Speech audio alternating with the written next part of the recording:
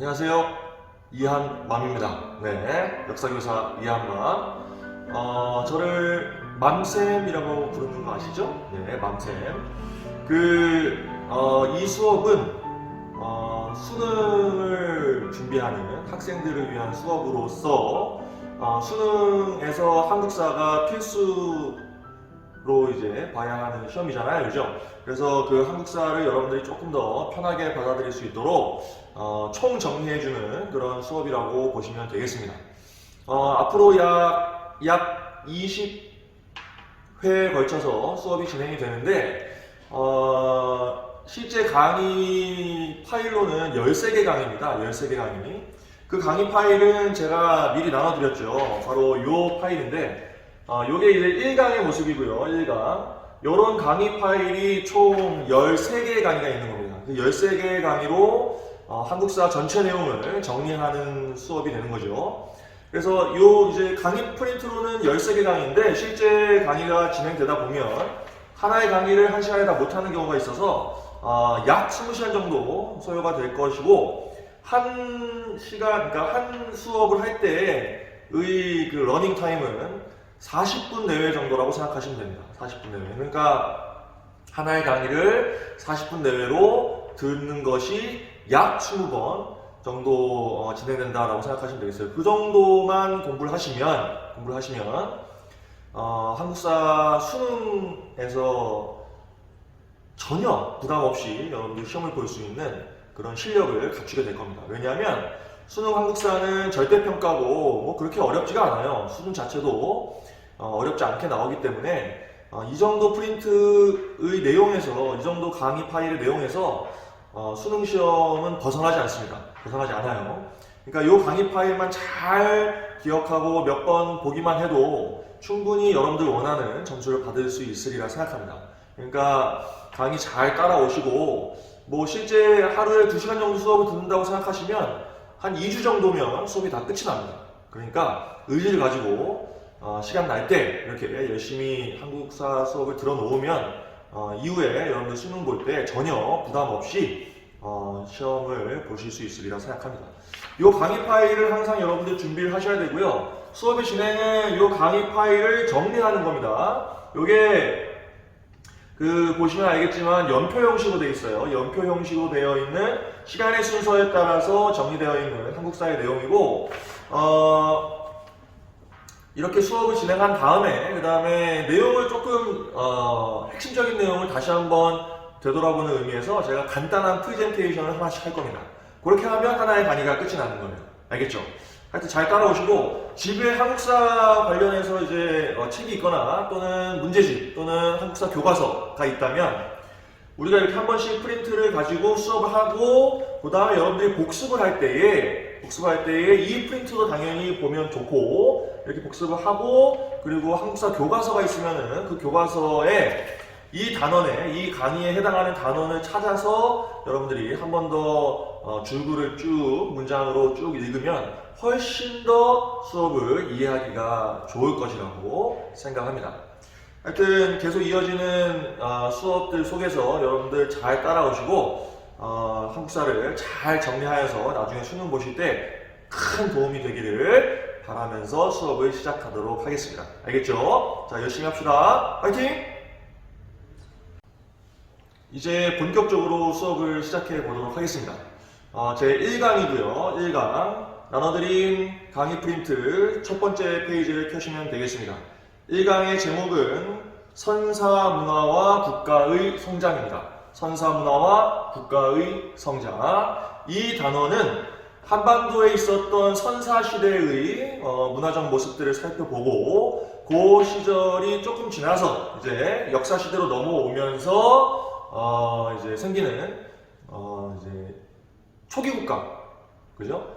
고조선을 시작으로 하는 그 초기국가의 모습들을 살펴보는 단원입니다. 한국사의 첫 시작 부분인데 뭐 그리 어렵지 않은 단원이고 여러분 조금만 이제 귀를 기울이시면 충분히 아주 쉽게 이해하실 수 있는 부분이고 이게 이제 첫 수업이기 때문에 저도 이제 조금 여러분들한테 소개를 한다는 의미로 좀 천천히 첫 수업은 그렇게 진행을 할 테니까 따라오시면 되겠습니다. 알겠죠? 자, 일단 선사문화와 국가의 성장이라고 되어 있는데 이 선사문화 부분을 먼저 우리가 공부를 하게 됩니다. 그죠? 근데 여기서 선사라고 하는 말의 의미가 뭔가 다 여러분 아시겠지만 한 번 더 말씀을 드리면 선사는 역사, 이게 역사 사자죠. 역사 이전, 먼저 선자입니다. 역사 이전 시대를 선사 시대라고 합니다. 역사 이전 시대라고 하는 것은 무슨 시대냐? 그러니까 역사 시대와 역사 이전 시대, 선사 시대가 있는 것인데 역사가 만들어지기 위해서는 뭐가 존재해야 되냐? 뭐가 존재해야 됩니까? 뭐예요? 문자죠, 문자. 그러니까 문자가 있었느냐 없었느냐. 문자가 있으면 사람들이 살았던 것이 기록이 될 것이고 그 기록을 바탕으로 역사를 재구성할 수 있게 되는 거죠. 그렇게 문자가 나오고 기록이 되어지는 순간부터는 역사시대라고 할 수 있고 이 선사시대는 역사시대 이전, 즉 기록이 생기기 이전에 문자가 있기 이전의 모습이라고 보시면 되겠습니다. 그지요? 그럼 이 문자가 없고 기록이 남아있지 않은 선사시대의 모습들을 우리가 어떻게 재구성할 수 있느냐. 사실 그 방법은 예를 들면 고고학적인 발굴이나 뭐 이런 걸 통해서 이제 이루어지는 것이죠. 그래서 이 선사시대의 어떤 내용들은 사실 고고학의 영역이다라고 할 수 있어요. 역사학의 영역에서는 조금 벗어난 부분이라고 할 수 있겠죠. 하지만 뭐 거의 대부분의 역사 시대를 공부할 때 항상 이 선사 시대가 기반이 되기 때문에 그 선사 시대 부분을 공부를 하고 그다음에 역사 시대로 넘어오게 되는 겁니다. 알겠죠? 그래서 우리 한국사에서도 이 선사 시대의 부분을 그러니까 선사 시대 때 한반도의 모습이 어땠는가 이런 거에 대해서 이제 공부를 하게 됩니다. 아주 간단한 부분이에요. 네. 먼저 선사 시대 때의 인류의 모습을 보기 이전에 인류가 어떻게 탄생하였는가? 인류는 이제 지속적으로 인종이 변화하면서 계속 진화를 거듭했다라고 우리가 알고 있죠. 예를 들면 우리에게 너무나 소중한 것을 주었던 인종이 있습니다. 누굽니까? 오스트랄로피테쿠스. 이 오스트랄로피테쿠스가 어쨌길래 우리에게 너무나 소중한 선물을 줬죠? 오스트랄로피테쿠스가 하고 허리를 폈어요. 허리를 폈는데 왜 우리에게 소중한 선물을 줬어? 이 허리를 폈다는 건 뭐야? 하면서 직립을 한 거죠. 직립. 네. 여기 직립을 하면 어떻게 됩니까? 이게 손이 남잖아요, 손. 그죠? 자유로운 손이 생겼죠. 이게 우리에게 너무나 큰 선물이야. 왜? 이 손을 가지고 결국 인류가 뭘 할 수 있게 됐습니까? 도구를 사용할 수 있게 되었죠. 우리가 사용하는 모든 것은 다 도구입니다. 도구. 그죠? 다 도구잖아요. 도구 아닌 게 어디 있어요? 다 도구죠. 그 도구를 잡을 수 있도록, 도구를 만들 수 있도록 손을 자유롭게 한 것이 바로 오스트랄로피테쿠스의 직립에서 시작됐다라고 할 수 있는 거 아닙니까? 그죠? 얼마나 우리에게 소중한 선물을 줬어요. 오스트랄로피테쿠스 대단히 고마워요. 마음속 깊이 고마워하세요. 알겠습니까? 자, 일단 하고자 하는 말은 뭐냐면 이게 직립을 하면서 사람이 도구를 쓰게 되었다. 이 도구를 쓰게 되었는데 그럼 처음에 어떤 도구를 썼을까? 과연 이 손이 자유로워진 인류는 뭘 하는데 도구를 썼고 어떤 도구가 처음 사용된 도구였을까? 일단 목적은 사냥이나 채집 이런 것들을 하기 위해서 손을 썼을 겁니다. 당연하죠. 먹고 살아야 되니까. 네. 그것이 가장 중요했던 시절이니까 먹을 것을 구하는 것 이런 것에 손을 썼겠죠. 도구를 썼다면 아마 뭐 여러 가지 도구를 썼겠죠. 뭐 짝대기도 썼을 거고 뭐도 썼을 텐데 이게 어떤 그 고고학적으로 대단히 의미가 있는 도구의 시작은 바로 돌입니다. 돌. 딱딱한 돌. 딱딱하잖아요. 이거 딱딱하니까 어떻게 했겠어? 집어 던졌겠죠. 집어 던져서 뭐해? 뭐 예를 들면 뭐 하여튼 뭐 사냥도 하고 뭐 코끼리도 때려잡고 뭐 그랬으려나? 막 던졌을 거란 말이지.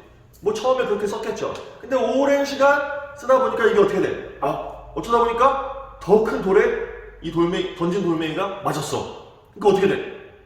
이게 깨졌을 거 아니야. 깨졌는데 그 깨진 단면이 어때요? 이게 날카롭거든. 날카로워. 이 날카로운 도구는 훨씬 더 효율적인 도구가 되는 거죠. 왜? 특히 사냥을 하거나 이럴 때의 도구를 쓴다고 한다면 이게 단면이 날카로워졌을 때 훨씬 더 효율적이죠. 그죠? 그래서 이 그 도구를 이제 도구를 가꾸어서 사용하기 시작했다라고 얘기할 수 있겠죠. 그래서 처음에 이 도구를 바꾼 것은 어떻게 했냐? 돌을 깨서 만든 겁니다. 깨서. 그래서 그 깨서 돌을 도구로 사용한 것을 뗀석기라고 얘기하는 겁니다. 뗀석기. 알죠? 뗀석기. 그러니까 돌을 깼다는 얘기예요. 깨서 썼다는 얘기입니다. 뗀석기. 그래서 이 뗀석기를 쓰는 시절을 우리가 뭐라고 부르냐면 구석기 시대라고 부르는 겁니다. 구석기 시대. 그러니까 구석기 시대가 있다는 것은 새로운 석기, 신석기 시대도 있다는 거죠. 이 뗀석기가 바로 뭐였다? 옛날 석기, 구석기였다라고 하는 거죠. 그래서 지금부터 이야기하는 이제 한반도에서 등장한 구석기 시대부터 이제 말씀드릴 건데 결국은 도구의 발달에 따라서 역사가 그러니까 선사시대가 전개된다는 것을 알 수 있습니다. 그래서 여기 이제 구석기 시대 이제 여러분 필기하시면 돼요. 구석기 시대부터 살펴보도록 하겠습니다. 한반도에는 약 BC 70만 년경부터 구석기 시대가 시작된 것으로 봐요. 이 위에 제가 연표의 형식이라고 말씀드렸잖아요. 모든 강의가 다 연표 형식이야. 그래서 위에 보시면 핵심적인 시기에 연도와 그 다음에 내용이 쫙 적혀져 있어요. 근데 여러분들 역사 공부하실 때 항상 연도를 무조건 외우려고 하지 마세요. 알겠죠?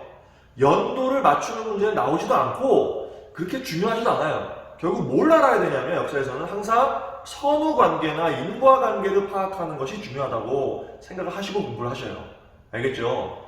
계속해서 인과관계를 쫓고 선후관계를 쫓다 보면 구석기에서 시작한 역사가 현대사까지 가 있는 거예요. 무슨 말인지 알겠죠? 굳이 그 연도 자체를 기억하려고 하실 필요는 없습니다. 그렇게 어렵게 이렇게 등급을 구분하는 시험도 아니기 때문에 굳이 연도를 기억하실 필요 없어요. 알겠죠? 여러분들은 선후관계와 이제 인과관계 이런 것들을 중심으로 사람들이 어떻게 살았는가에 대한 이야기를 공부하신다고 생각하시면 돼요. 알겠죠? 자, 그래서 연표 형식이다라고 하는 걸 말씀드렸고, 자, BC 70만 년 경에 구석기 시대가 한반도에서 시작됐다고 봅니다. 자, 아래로 가겠습니다. 뗀석기를 사용한 거죠? 뗀석기를 사용했다. 그 뗀석기가 말씀드렸듯이 깨서 쓰는 석기입니다. 깨서 쓰는 석기, 뗀석기를 사용했고, 이게 구체적으로 어떤 모습이었느냐? 이게 주먹도끼라고 하는 게 있는데, 주먹도끼는 날카로운 단면이 깨서 만들어진 날카로운 단면을 그냥 이렇게 손으로 잡고 쓰는 거예요, 이렇게. 그래서 주먹도끼야. 주먹을 잡고 쓴다고 해서 주먹도끼입니다. 주먹도끼. 이 주먹도끼의 실물은 여러분들이 보고 기억하는 게 좋은데 나중에 프레젠테이션 할 때 제가 주먹도끼의 모습을 보여드리도록 하겠습니다. 그 다음에 승배찌르개라는 게 있는데 이거는 구석기 후기 정도 돼야 나오는 도구예요. 승배찌르개는 이게 날카롭게 만든 건데 날카롭게 만든 건 똑같아요. 근데 뭐가 있는 거냐면 이 승배라는 게 있는 거야. 승배. 그 승배가 뭐냐? 승배는 이 석기와 자루, 그러니까 막대기 이런 것들을 연결하는 부위가 승배입니다. 그래서 이 석기를 다른 도구와 짝대기겠죠, 주로 짝대기와 연결해서 썼다라고 하는 의미라고 보시면 되겠어요. 이 정도로 이제 도구를 쓸 정도가 되면 구석기 후기 정도는 돼야 이제 가능하다라고 하는 거죠. 승배찌르개 같은 것들이 실제로 발굴이 되는 겁니다. 이런 것들이 다 고고학적으로 한반도에서 발굴이 되기 때문에 우리가 공부를 하고 있는 거야. 무슨 말인지 알겠죠? 네. 자, 이런 도구를 사용하던 시절이고요. 주거는 주로 이제 동굴이나 강가에서 살았습니다.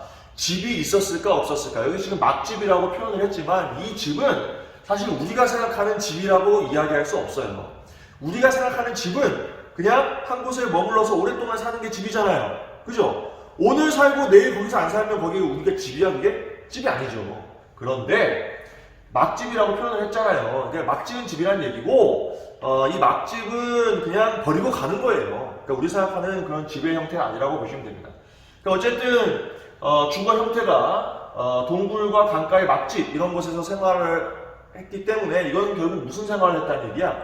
이동 생활을 했다는 얘기입니다. 뭘 따라서 이동을 했겠어요?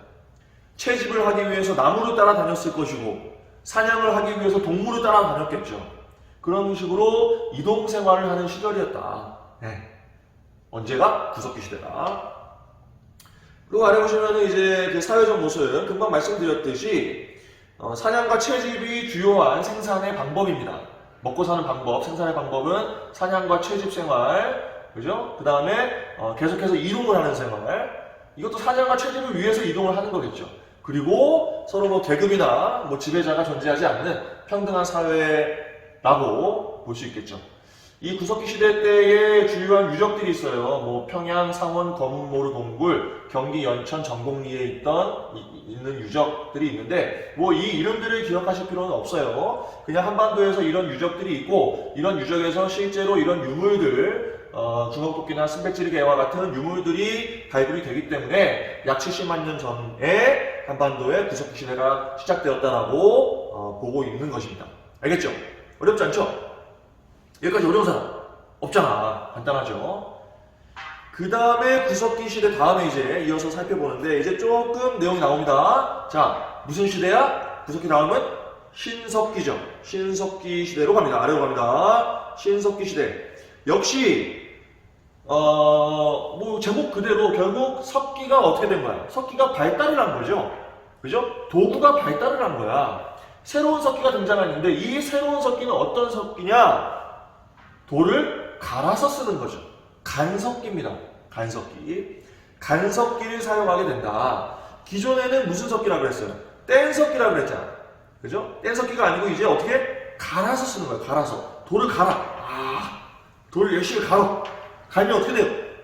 훨씬 더 날카로워지지. 그죠? 훨씬 더 날카로운 도구가 만들어지는 거야. 돌을 열심히 갈아. 간석기. 네. 자, 돌을 갈아서 쓰는데 여기 이제 내용을 보시면은 돌괭이, 돌삽, 돌보습과 같은 것들이 만들어진 거야. 그래서 돌을 갈아서 이런 것들을 만들었다는 거야. 그런데 이런 것들의 공통점이 있지. 돌괭이나 돌삽이나 돌보습이나 전부 다 뭐야? 농기구들이라고 하는 것이 공통점입니다. 농기구. 결국 이제 석기를 농기구를 만드는데 활용하였다라고 하는 이야기인데 물론 뭐 사냥이나 뭐 채집에도 활용을 했겠죠. 활용을 했는데 이런 농기구가 등장한다는 것이 굉장히 큰 의미가 있는 겁니다. 어떤 의미가 있겠어요? 밑에서 다시 한번 얘기하겠지만 이런 농기구들이 만들어진다는 것은 이제 뭘 시작했다는 거야? 농경을 시작했다는 얘기예요. 농사를 시작했다는 얘기입니다. 인류가 농사를 시작하는 시기가 바로 언제? 신석기 시대다라고 하는 거예요. 밑에서 다시 한번 자세히 말씀드리겠어요. 여튼 이런 간석기가 이제 농기구들로 만들어졌다라는 걸 기억하시고 그 다음에 이 신석기 시대 때에 토기가 사용이 되는데 이건 이제 흙을 빚어가지고 만든 그릇이죠. 토기니까 흙을 빚어서 만든 이 토기가 대표적인 게 한반도에서 발굴되는 게 있어요. 대표적인 게 바로 빗살무늬 토기입니다. 빗살무늬 토기. 만약에 이게 시험 문제 나오면 주로 이제 1번 문제 나오는데, 한국사 1번 문제 나오는데, 주로 이 빗살무늬 토기의 모습이 나와요. 빗살무늬 토기. 이 빗살무늬 토기도 실물 여러분들이 보셔야 되는데, 아마 여러분들 익숙할 겁니다. 이렇게 뾰족한 모양의 막 이제 빗살무늬가 막 들어있는 이런 그 토기죠. 보여드릴게요, 좀 이따가. 자, 이게 한반도의 대표적인 토기입니다. 아래에 써놨어요. 신석기 시대 때의 가장 대표적인 토기고 한반도에서 발굴이 되는 것이고 뭐 만든 목적은 음식을 저장하거나 또는 음식을 조리하거나 그죠? 그러기 위해서 토기를 만들었다라는 겁니다. 다음 가락바퀴, 뼈바늘 같은 것들은 의복을 제작하거나 또는 그물을 제작하는 데 활용했을 수 있겠죠. 네. 그래서 이런 도구들이 사용되는 시기를 새로운 석기, 신석기 시대라고 한다라는 겁니다. 간석기가 사용됐다는 것, 주로 농기구들이었고 특히 빗살무늬 토기의 모습은 실제 모습을 잘 기억해야 된다. 좀 이따가 보여드리겠다라고 하는 거예요. 알겠죠? 잘 따라오고 있죠? 다음 아래로 가시면 이제 중요한 얘기 나옵니다. 주거와 경제 생활이 구석기 시대하고 비교했을 때 굉장히 달라집니다. 굉장히 달라지는 것의 핵심은 뭐냐면 바로 어디냐? 여기죠. 농경의 시작입니다. 농경의 시작. 아까 농사의 시작이 신석기 시대 때부터 이루어지는데 이 농경을 시작한 것이 여러 사회 경제적 변화를 가지고 오게 되는 거죠. 이해되죠? 자, 농경이 시작됨으로써 사람들이 뭘 할 수 있게 됩니까? 정착을 할 수 있게 됐죠. 아까 구석기 시대는 뭐였어요? 이동 생활이었죠. 근데 이제 한 곳에 정착해서 농사를 지어야 되는 거야. 그죠? 이게 아주 중요한 생산의 수단이 되기 때문에 한 곳에 머물러서 계속해서 농경을 해야 되는, 농사를 해야 되는 그런 상황이 됐다. 그러니까 사람들이 정착 생활을 하게 되죠. 정착을 하려면 뭘 지어야 돼? 집 같은 집을 지어야지. 집 같은 집을 지어야 돼요. 아까 있었던 뭐 동굴이나 막집에서 살면서 정착을 할 수 없습니다. 제대로 된 집을 지어서 정착을 하게 되는 거야. 그 집이, 제대로 된 집이 바로 뭐야? 움집입니다. 움집. 이게 지금 우리 현대사회, 현대인들의 집하고 비교한다면 사실 말도 안 되는 집이죠. 그죠? 하지만 이 움집을 통해서도 충분히 당시엔 뭘 했다? 정착을 했다는 거예요. 한 곳에 머물러서 오랫동안 살 수 있게 됐다는 겁니다. 움집을 통해서. 이게 살만해요, 움집. 살만합니다. 출입문도 있고, 창문도 있고, 위에 그루톡도 있고, 가운데 화로가 있어서 따뜻해요. 살만합니다. 혹시 살아보고 싶은 사람 저한테 얘기하세요. 네, 잘 아는 제가 부동산이 있으니까, 네, 하나 소개시켜 드릴게요. 아주 살만한 집이야. 네. 그래서 이 신석기 시대인들이 움집에서 뭘 한다? 정착 생활을 하게 되었다라고 하는 겁니다. 알겠죠? 네. 이런 농경의 시작을 통해서 사람들이 정착을 하게 되고, 살만한 집을 짓게 되고, 그런 것들이 인류가 이제 발전해 오는 데 있어서 굉장히 큰 변화를 가져왔기 때문에, 그 시기를 신석기 혁명이다라고 표현을 하기도 합니다. 그래서 써놨죠. 신석기 혁명이라고. 잘 보입니까? 잘 보이죠? 네. 신석기 혁명이라고 표현을 하기도 해요. 엄청난 변화를 가져온 거야. 네. 알겠죠? 그리고 이때 목축도 시작이 되고요. 그 다음에 그러면 사냥과 채집을 안 했냐? 물론 이것도 여전히 식량을 확보하는 중요한 수단 중에 하나예요.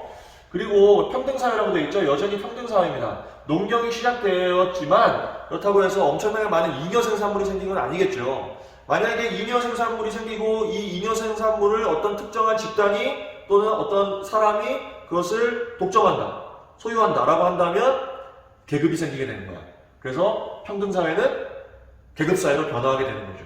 근데 아직은 이 신석기 시대까지는 그런 정도의 어떤 사회 발달이 이루어지진 않았다라고 보시면 되겠습니다. 알겠죠? 자, 좋습니다. 지금 신석기 시대에 대해서 이야기하고 있어요. 그 다음에 마지막에 보시면 사회적인 모습 나와 있는데요. 부족사회가 형성되기 시작해요. 부족사회. 시족과 시족이 결합되는 그런 형태의 사회가 만들어지기 시작합니다. 이 부족사회가 더 발전하면 이제 초기 국가 형태로 발전을 하게 되겠죠. 부족과 부족이 또 모여서 하나의 연맹체를 형성하는 그러한 모습이 등장하게 됩니다. 여기는 아직 그 이전 상태, 그냥 부족 정도가 만들어지는 정도라고 보시면 되겠어요. 그리고 이제 신앙이 발달하고 사람들의 어떤 종교가 생겨나게 되는데, 이 신석기 시대 때부터 이런 것들이 발달했다고 봅니다. 이거 그냥 참고로 보시면 되겠어요. 요거는 시험에 나올 가능성은 없어요. 그냥 참고로 애니미즘, 토테미즘, 샤머니즘. 애니미즘은 자연을 숭배하는 것이고, 토테미즘은 동식물을 신앙의 대상으로 보는 거고, 샤머니즘은 무당, 그죠? 주술사 이런 것들에 대한 믿음을 가지고 있는 것이 샤머니즘입니다. 그래서 이런 어떤 사회적 변화가 일어났다. 언제? 신석기 시대 때. 그 정도만 이해하시면 되겠고, 만약에 시험이 나온다면 이 윗부분이 나옵니다. 윗부분. 신석기 시대 때의 어떤 농경의 시작의 모습, 또는 빗살무늬 토기의 모습, 이런 게 나오니까, 그 정도는 여러분들 잘 기억하시는 게 좋겠습니다. 알겠죠? 이 부분이 시험에 나오면 항상 그 구석기와 신석기를 구분하던지 아니면 신석기와 청동기를 구분하는 정도의 문제가 나오니까 뭐 어렵지 않아요. 어렵지 않습니다. 핵심은 신석기는 농경이 시작됐다는 것 계속 말씀드리고 있습니다. 이걸 잘 기억하시면 모든 게 다 연결이 되어 있기 때문에 쉽게 여러분들 이해하실 수 있을 겁니다. 알겠죠?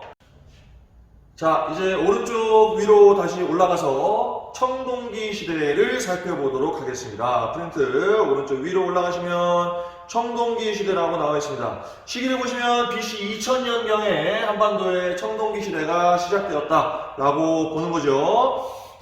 이 청동기 시대가 대단히 중요한데 왜 중요한가는 이제 아래서 살펴보도록 하겠습니다.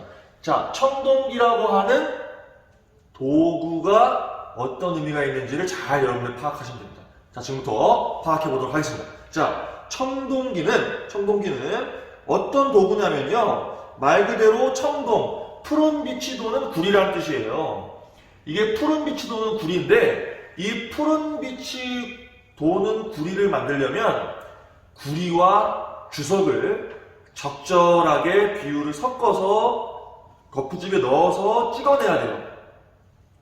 대단히 어려운 작업입니다. 아무나 할 수 없는 작업이에요. 만들기가 어려워요. 청동기는 당시의 기술을 봤을 때 만들기가 대단히 어렵습니다. 이게 큰 의미가 있어요.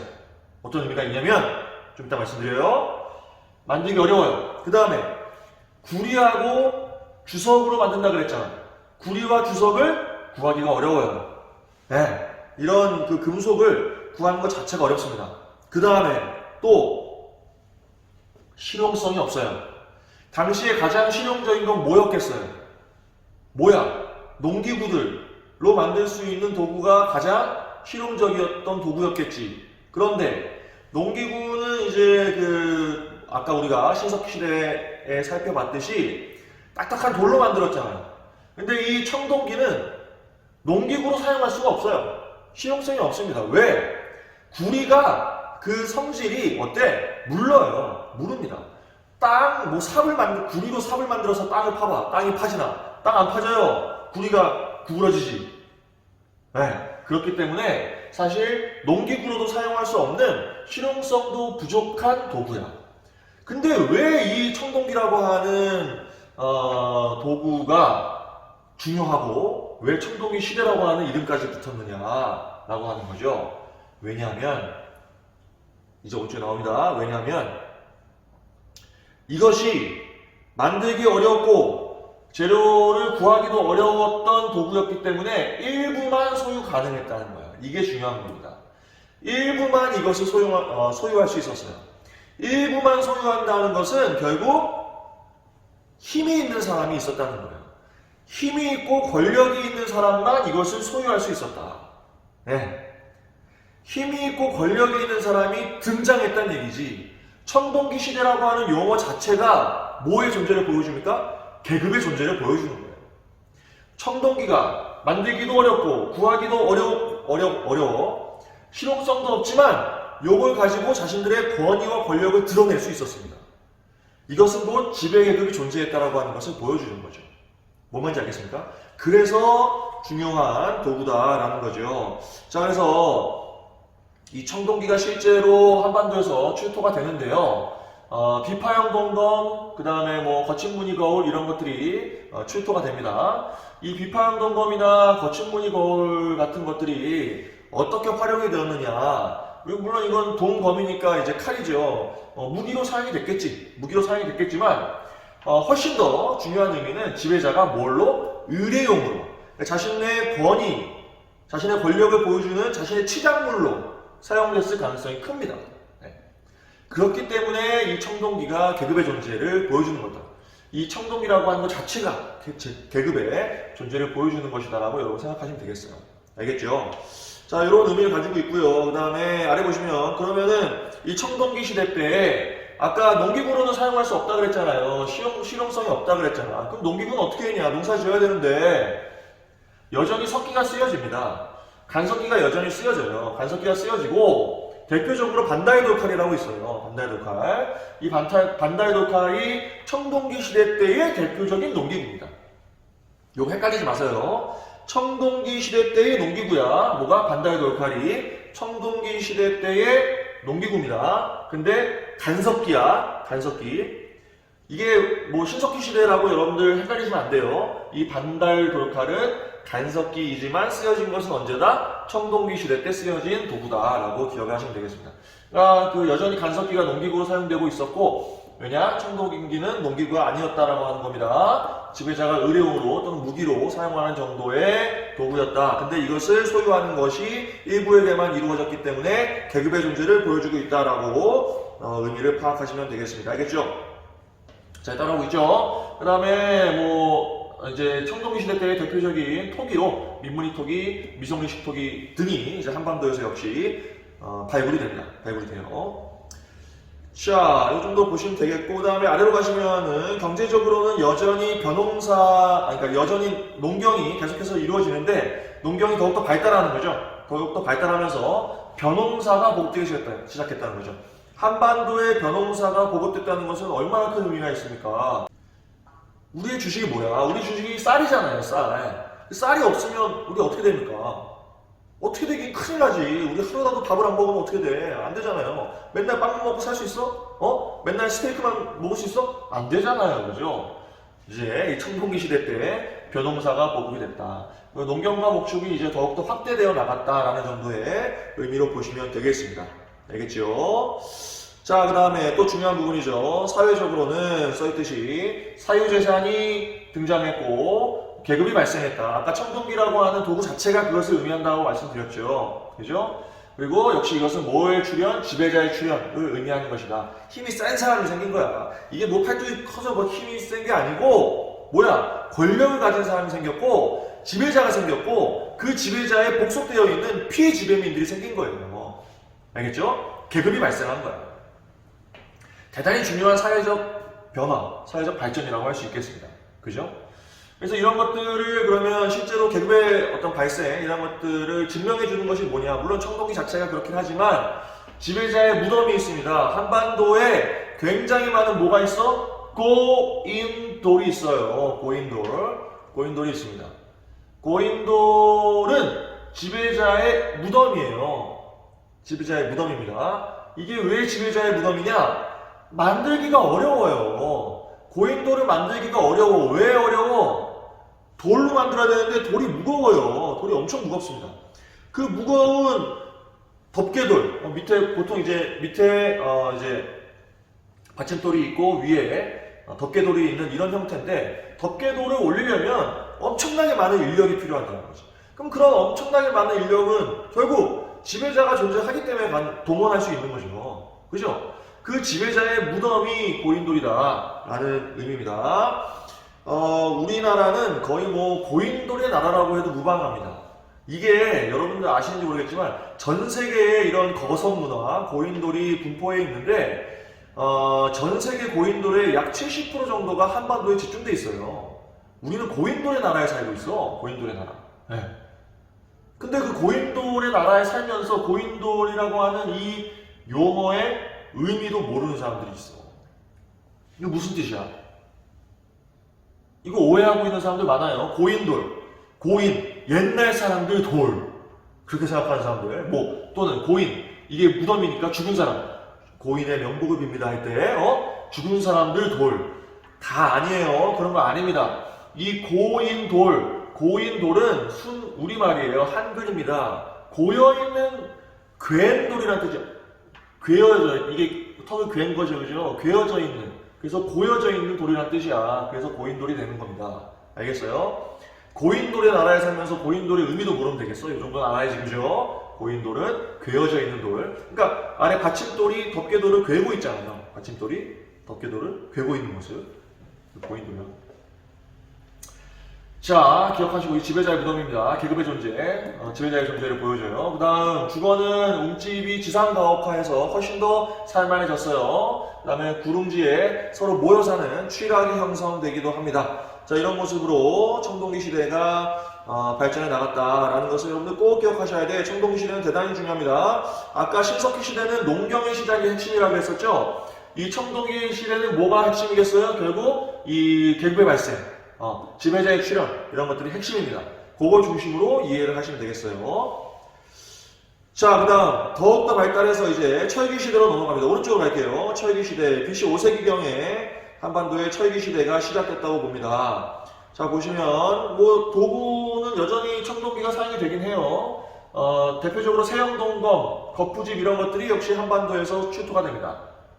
근데 이 세형동검 같은 경우에는 한반도와 그러니까 한반도 내륙 지역만 주로 출토가 되기 때문에 한반도만의 독자적인 청동기 문화를 보여주는 유물이라고 할 수 있겠어요. 세형 동검. 네, 이렇게 기억하시면 되겠고, 그 다음에 철기도 당연히 철기 시대니까 철기가 쓰여지는데 철제 농기구들이 만들어집니다.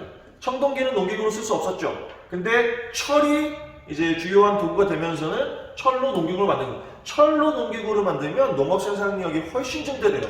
돌로 하는 것보다 훨씬 더 효율적으로 농사를 지을 수 있게 됩니다. 그래서 농업 생산력이 증대되는 것이고, 철로 무기를 만들면 어떻게 해요? 훨씬 더 딱딱하고 훨씬 더 날카롭게 만들 수 있습니다. 네. 그렇기 때문에 전쟁을 통한 정복 활동 이런 것들도 대단히 활발해지는 시기가 바로 철기 시대다라고 기억하시면 되겠어요. 이제 시대가 완전히 바뀌었죠. 이 철기 시대가 언제까지냐? 지금까지도 철기 시대라고 봐요. 지금까지도 그렇잖아요.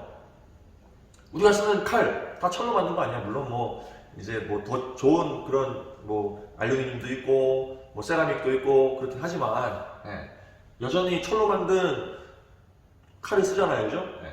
철기. 이때부터 시작이다. 그 다음에 한반도의 이제 철기 시대 때부터 중국과의 교류가 매우 활발했던 것으로 보입니다. 왜냐하면 명도전, 말량전, 오수정과 같은 중국에서 만들어지는 화폐들이 한반도에서 출토가 돼요. 한반도에서. 그래서 대단히 의미 있는 중국과의 교류의 모습이 밝혀지고 있다라고 하는 거죠. 알겠죠? 사실 이 한반도의 역사의 전개는 중국과의 관계를 빼놓고는 이야기할 수가 없습니다. 그렇게는 이야기할 수가 없어요. 이해할 수도 없고. 그래서 중국사하고 항상 연계가 돼서 한반도의 역사가 전개된다라고 하는 것도 기억하시면 좋겠습니다. 자, 일단 철기 시대까지 말씀을 드렸어요. 그 아랫부분은 이제 고대 때에 만들어지는 초기 국가의 모습들이 전개가 됩니다. 네. 지금 한반도에서 전개됐던 구석기, 신석기, 청동기 시대 때의 모습을 살펴봤어요. 어렵지 않게 잘 이해했죠. 이 부분과 관련한 키포인트, 키 아이디어가 무엇인지에 대해서 프리젠테이션을 하면서 다시 한번 설명을 드리도록 하겠습니다. 항상 프레젠테이션이 한 강의의 마지막 부분에 들어있어요. 프레젠테이션 할 때에 오늘 이제 편안하게 여러분 보시면 됩니다. 이게 키포인트구나 라는 정도만 인식하실 수 있으면 돼요. 알겠죠? 네, 그러면 프레젠테이션 하도록 하겠습니다. 자, 프레젠테이션으로 왔습니다. 자, 1강의 키 아이디어가 뭐냐? 저는 뭘로 봤냐면 바로 도구의 발달입니다. 도구의 발달. 우리가 구석기, 신석기, 청동기 다 뭡니까 결국? 도구가 발달해가는 과정이라고 할 수 있겠죠? 굉장히 오랜 시간 동안 도구가 천천히 발달했던 거야. 사실 우리가 한 방에 이걸 공부하지만 우리는 지금 몇십만 년의 이야기를 지금 한 20분, 30분 동안 얘기하고 있는 거예요. 굉장히 오랜 기간 동안 도구가 천천히 발달해 왔을 겁니다. 자, 실물을 봐야 되는 도구들이 있기 때문에 사실 이 프레젠테이션 한다고 보시면 되겠어요. 자, BC 70만 년경에 구석기 시대가 한반도에서 시작됐다라고 하는 거죠. 구석기 시대. 아유, 죄송합니다. 자, BC 70만 년 전에 바로 구석기 시대가 시작됐다는 거죠. 이 구석기 시대 때의 대표적인 도구는 바로 뭡니까? 주먹도끼라고 했었죠. 이게 바로 주먹도끼예요. 왼쪽에 보이죠? 주먹도끼. 이게 손으로 딱 잡아서 쓰는 도구로서 이거는 뗀석기입니다. 그죠? 돌을 깨서 만든 거예요. 벌써 이제 깨진 단면들이 보이잖아요. 그래서 깨트려서 날카롭게 만든 거죠. 그래서 주먹으로 잡고 쓰는 겁니다. 이게 주먹도끼. 주먹도끼의 모습 잘 나와요. 기억하시기 바랍니다. 오른쪽에 있는 게 막집이라고 지금 표현을 해놨는데 막집은 그렇게 중요하진 않아요. 구석기 시대 때는 어쨌든 이동생활을 한 것이기 때문에 그 이동생활의 모습이다라고 기억하시면 되겠습니다. 주로는 하여튼 왼쪽에 있는 주먹도끼를 좀 잘 여러분들 눈에 익히시기 바랍니다. 주먹도끼. 됐죠? 자, 그 다음. 요게 이제 신석기 시대죠. BC 8000년경에 신석기 시대가 시작됐다고 보고요. 왼쪽에 있는 게 너무나 중요한 뭡니까? 이게 바로 빗살무늬 턱입니다. 이 빗살무늬 턱의 모습은 여러분들 꼭 좀 기억했으면 좋겠어요. 빗살무늬 턱이. 여기 빗살무늬 턱이고 이 빗살무늬 턱을 가지고 저장과 조리 활동을 했다는 거죠. 네. 저장을 하고 조리를 했다는 것은 그만큼 이제 사회가 발달한 것이고 특히 이제 농경의 시작과도 관련이 있겠죠. 이 신석기 시대 때는 농경이 시작되었고 오른쪽에 보이듯이 정착 생활을 하게 됩니다. 정착 생활을 하면서 오른쪽과 같은 움집을 만들어서 이제 활용을 했던 거죠. 이 움집은 좋아, 살만하다니까. 거기 문도 보이고 위에 좀 굴뚝도 보이고 그죠? 살만해요. 한번 들어와 살아봐, 여러분들. 예. 자, 웅집이고 정착생활 했다는 것, 농경이 시작됐다는 것이 핵심입니다. 그 다음 청동기 시대. 청동기 시대 때는 계급의 발상이 중요하다고 했죠. 계급과 지배자의 출현은 바로 그들의 권위를 보여줄 수 있는 치장물, 의뢰용으로 사용했던 청동기가 활용이 되었다라고 하는 이야기예요. 왼쪽에 있는 게 비파형 동검이고 오른쪽에 있는 게 세형 동검입니다. 특히 이 세형 동검은 한반도 내에서만 출토가 되기 때문에 한반도의 독자적인 청동기 문화를 보여주는 것이고요. 오른쪽에 있는 게 대표적인 고인돌의 모습이죠. 이게 북방식 고인돌인데 이런 고인돌은 지배자의 무덤이다. 위에 덮개돌을 올린다고 생각해봐요. 얼마나 무겁겠어, 그죠? 얼마나 많은 사람들이 동원이 돼야 되겠어? 결국 그렇게 많은 사람을 동원할 수 있는 사람이 있었다는 것, 지배자가 존재했다라고 하는 것을 보여주는 겁니다. 알겠죠? 자, 이거는 무슨 시대? 네, 이건 그냥 한번 해봤어요. 네, 이거는 화성침공. 네, 그렇습니다. 자, 이렇게 해서 프레젠테이션 마쳤어요. 이렇게 간단하게 그 강의의 핵심이 뭔가, 핵심 키워드가 뭔가만 살펴보는 것이 프레젠테이션의 목적이에요. 알겠지요? 좋습니다. 자, 네, 오늘 첫 번째 강의가 마쳐졌습니다. 첫 번째 강의 들어보니까 뭐 내용이 그렇게 어렵지 않지요. 네, 여러분들 어렵지 않게 아주 쉽게 내용들을 정리할 수 있도록 제가 도와드리는 것이다 라고 생각을 하시고 수업에 잘 임하시고 잘 따라오시기 바래요. 알겠지요? 그 강의 프린트 파일을 예쁘게 여러분들 필기를 하고 제가 이제 필기해놨듯이 잘 따라오시는 것이 수업의 핵심입니다. 그렇게 필기가 잘 이루어지고 강의 파일이 잘 채워졌을 때에 그게 여러분들의 정말 소중한 자산이 되는 거야. 지금 1강을 하다가 말았는데 이게 13개 강의로 이어질 때에 그거 13개 강의 모든 프린트 파일 여러분들이 스스로 필기를 해서 완성을 시키면 굉장히 뿌듯할 뿐만 아니고 그것을 몇 번만 반복해서 봐도 한국사 수능은 전혀 문제가 되지 않는 그런 이제 시험이 되는 겁니다. 그러니까 여러분들 그 프린트 파일을 매우 소중히 여기면서 수업 잘 따라오시기 바랍니다. 알겠죠? 자, 복습도 하면 너무 좋아요. 다시 한번 보는 것이 그것도 이제 수업 끝나자마자 다시 한번 보는 것이 엄청나게 여러분들 기억하는 데 큰 도움이 됩니다. 오케이. 자, 첫 시간이었는데 여러분들 대단히 고생하셨고 다음 강의 이어서 또 열심히 들으시기 바랍니다. 알겠죠? 수고하셨어요. 바이바이.